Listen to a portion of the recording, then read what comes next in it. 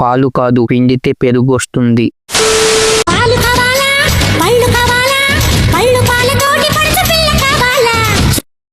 సమయానికి పిండకపోతే అలాగే ఉంటాయి.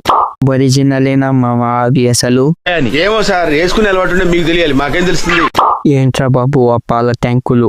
జెర్సీ ఆవు ఖర్చు తక్కువ, ఆదాయం ఎక్కువ. రోజుకి 70 లీటర్లు ఇస్తుంది. అంటే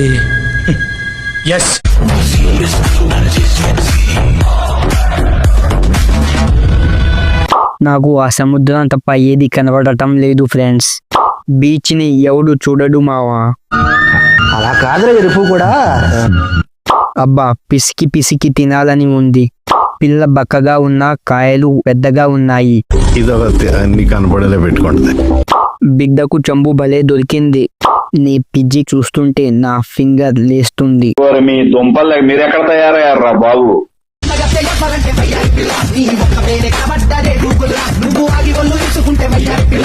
నా కళ్ళకి సముద్రం చూద్దామంటే కొండలు అడ్డొస్తున్నాయి. మామ నేనైతే కొండలు మాత్రమే చూసా. సముద్రంలో అందాలు చూడాలా, నీలోనే అందాలు చూడాలా?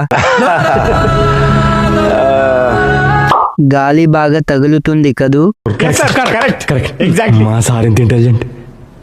ఇంకా ఎవడి చెయ్యి పడినట్టు లేదుగా.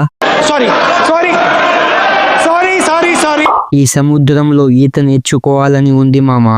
పిక్చర్ల గురించి వెంటనే కానీ లైవ్ లో ఇదే చూడటం.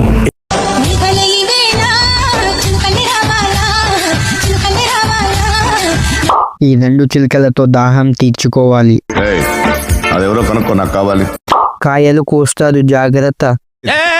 ఏం మాట్లాడతాడు నువ్వు? ఏం మాట్లాడతాడు? ఆ చిలుకలతో పెట్టుకుంటే ఎగిరి మింగుతాయి. ఏం మాట్లాడుతున్నావురా? నరాలు కట్ అయిపోయింది.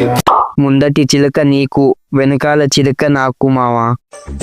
టచ్ చేసావు, నా గుండెలే టచ్ చేసావు.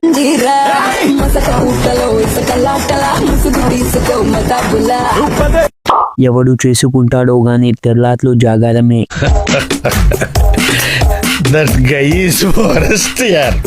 ఎవడికి ఉందో అదృష్టం తినడానికి. రావుకాలంలో పుట్టుంటారని. మంచి పిక్కలున్నాయి పాపకి. దీన్ని బాగా బాదం పప్పు జీడిపప్పు పెట్టి పెంచుంటాడు. ఓ గాలిదేవుడా ఎక్కడున్నావయ్యా స్వామి? అరే నీ అబ్బా.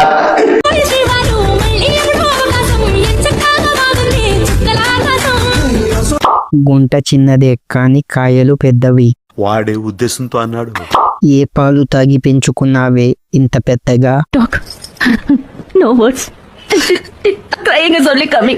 బాగానే పెంచావు. ఎన్ని రోజులు కష్టపడి? కింది స్థాయి వాళ్ళకి అర్థం కాదు, మాస్ వాళ్ళకైతే అర్థం కాదు. మినిమం డిగ్రీ చదువుకున్న వాళ్ళకి ఐఏఎస్ ఐపీఎస్ పెద్ద పైసా. కళ్ళు చెదిరిపోయేలాగుందా?